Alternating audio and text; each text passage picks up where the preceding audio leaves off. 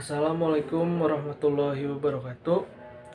Nama saya Robi Hidayatullah. Kami di kelompok 6 akan menjelaskan materi tentang converse, inverse, kontraposisi, hukum-hukum aljabar proposisi, dan ekuivalensi yang akan dijelaskan oleh rekan-rekan saya.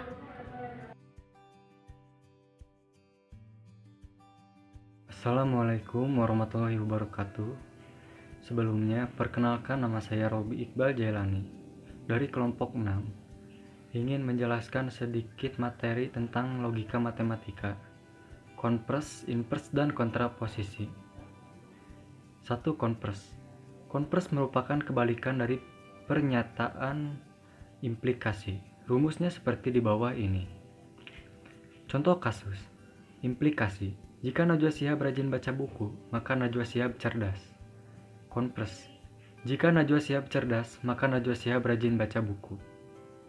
Jadi, kalau orang tua kita bilang, "Nak, kamu harus rajin baca buku biar kamu cerdas," berarti logikanya, orang tua kita ingin kita jadi anak yang cerdas, maka disuruh rajin baca buku.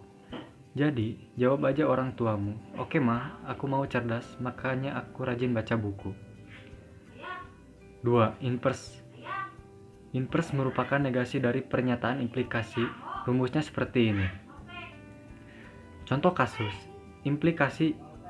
Jika Najwa Shihab rajin baca buku, maka Najwa Shihab cerdas. Inverse. Jika Najwa Shihab tidak rajin baca buku, maka Najwa Shihab tidak cerdas. Paham kan perbedaan inverse dengan konvers? Jadi, inverse itu adalah logika yang menegasikan sebuah pernyataan implikasi. Kalau kamu rajin baca buku, maka kamu akan jadi anak yang cerdas. Nah, berarti logikanya, kalau kamu tidak rajin baca buku, gimana mau jadi anak cerdas, ya kan? 3. Kontraposisi. Kontraposisi merupakan kebalikan dari negasi dari pernyataan implikasi. Bingung? Enggak. Kalau bingung, begini rumusnya. Contoh kasus. Implikasi. Jika Najwa Shihab rajin baca buku, maka Najwa Shihab cerdas. Kontraposisi. Jika Najwa Shihab tidak cerdas, maka Najwa Shihab tidak rajin baca buku. Paham kan ya? Kalau kontraposisi itu gabungan antara konvers dan inverse. Jadi, pernyataan majemuknya kita balik lalu dinegasikan. Mudah bukan? Mungkin sekian dari saya. Wassalamualaikum warahmatullahi wabarakatuh.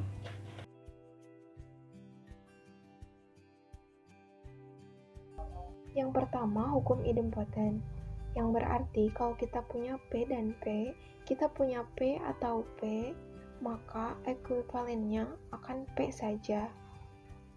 Jadi kalau kamu menemukan dua pernyataan P atau P, maka bisa diambil P saja. Yang kedua, hukum asosiatif. Kalau ada tiga pernyataan yang dihubungkan dengan atau, yang dihubungkan dengan dan, maka tanda kurung bisa dipindahkan yang tadinya di depan menjadi di belakang. Begitu juga dengan dan. Ketiga, hukum komutatif. Komutatif itu artinya kalau dibolak-balik sama. Pi atau Ki itu ekuivalennya Ki atau P. P dan Ki ekuivalennya itu Ki dan P.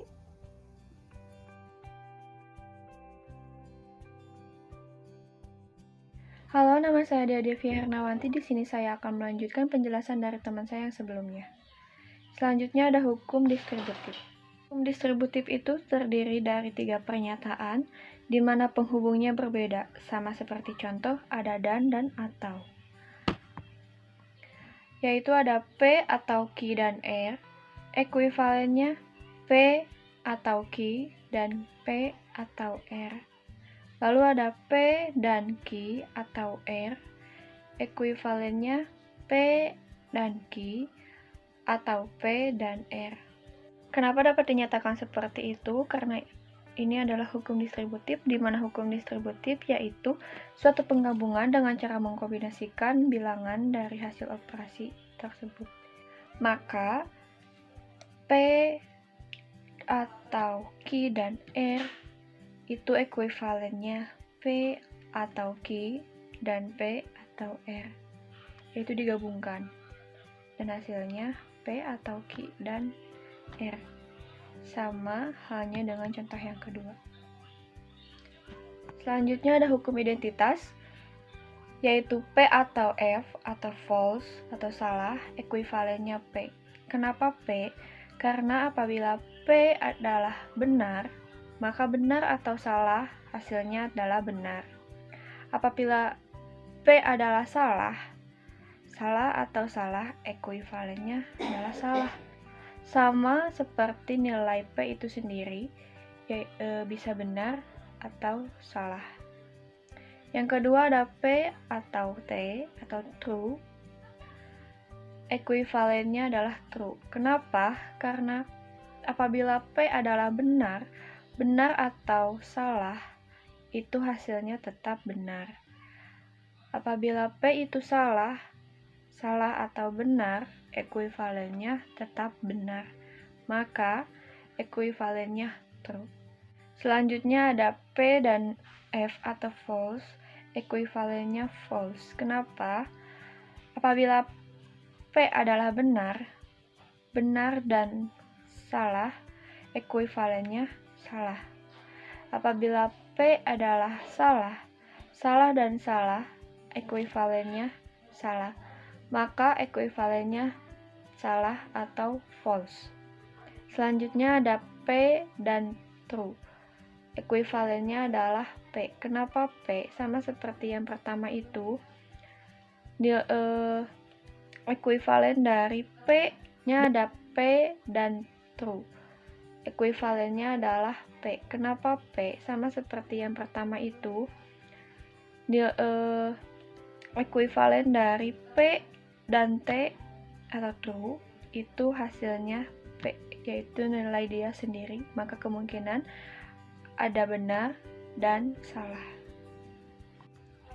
Selanjutnya di sini ada hukum komplement, yaitu ada P atau negasi P, ekuivalennya benar. Kenapa benar? Karena apapun nilai P-nya, benar atau salah, ekuivalennya tetap B atau benar.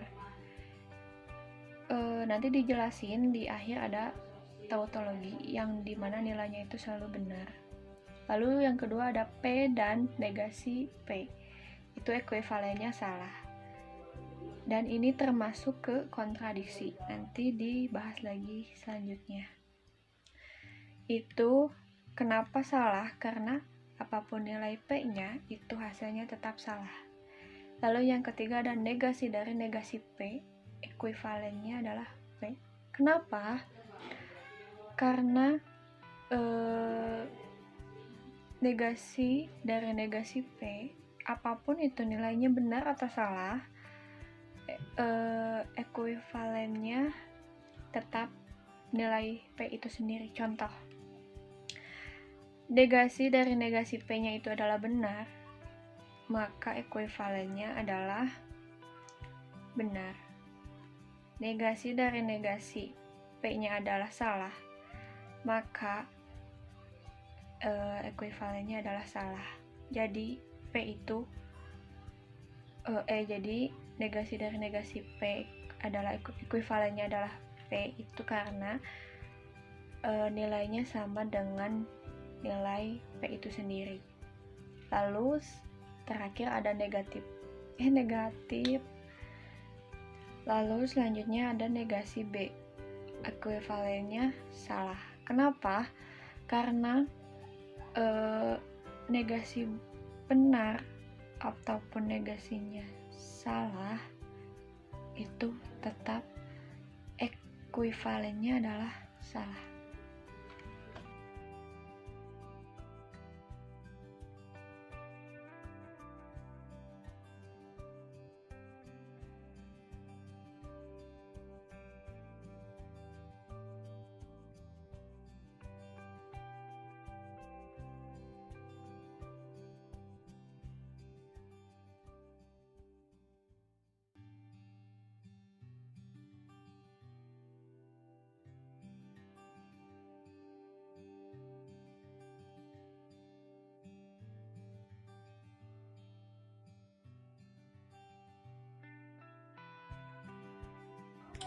Selanjutnya hukum eksportasi. Jika ada ekspresi logika seperti P konjungsi Q implikasi R, maka bisa diekuivalenkan atau diubah bentuknya menjadi P implikasi Q implikasi R. Pembuktian dari hukum eksportasi ini bisa dibuktikan dengan tabel kebenaran. Selanjutnya, hukum De Morgan. Jika ada ekspresi logika seperti negasi P disjungsi Q, maka bisa diekuivalenkan atau diubah bentuknya menjadi negasi P konjungsi negasi Q. Nah, De Morgan itu ada dua jenis. Yang satu negasi P disjungsi Q diekuivalenkan menjadi negasi P konjungsi negasi Q, dan juga ada negasi P konjungsi Q maka bisa diekuivalenkan menjadi negasi P disjungsi negasi Q. Saya akan menjelaskan tentang ekuivalensi, tautologi, kontradiksi, kontingensi, ekuivalen logis. Ekuivalensi dengan definisi dua pernyataan majemuk A dan B dikatakan ekuivalen atau setara dalam logika jika memiliki nilai yang sama dan dinotasikan dengan A sama dengan B. Bisa dilihat dari tabel kebenarannya ya. Selanjutnya, tautologi. Tautologi adalah suatu pernyataan majemuk dengan nilai kebenaran yang selalu benar atau true. Bisa dilihat dari tabel kebenaran hasil dari P implikasi P disjungsi Q itu semuanya benar. Selanjutnya, kontradiksi.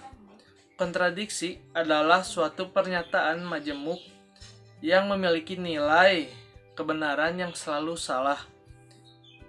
Bisa dilihat dari tabel kebenaran yang paling kanan, itu hasilnya semuanya salah. Terus kontingensi. Kontingensi adalah suatu pernyataan majemuk yang memiliki nilai kebenaran yang benar dan salah. Jadi berbeda dengan tautologi dan kontradiksi. Kalau kontingensi itu pernyataannya bisa benar dan salah. Yang bisa dilihat yang tabel yang paling ujung itu ada yang benar, ada yang salah. Selanjutnya, ekuivalensi logis. Suatu ekspresi logika disebut ekuivalen logis apabila yang pertama, ekspresi logikanya adalah tautologi. Yang kedua, ekspresi logikanya adalah kontradiksi.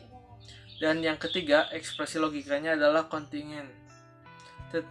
Tetapi urutan T dan F pada tabel kebenaran tetap pada urutan yang sama.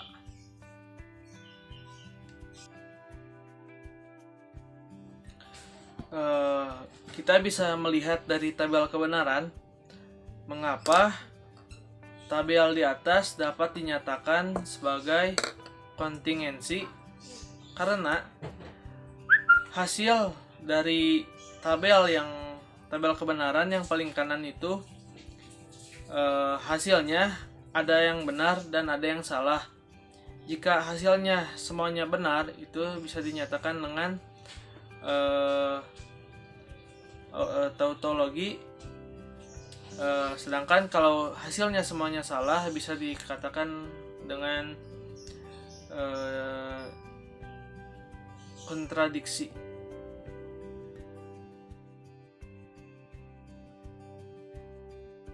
Sekian dari kelompok kami. Mohon maaf bila banyak kesalahan. Wassalamualaikum warahmatullahi wabarakatuh.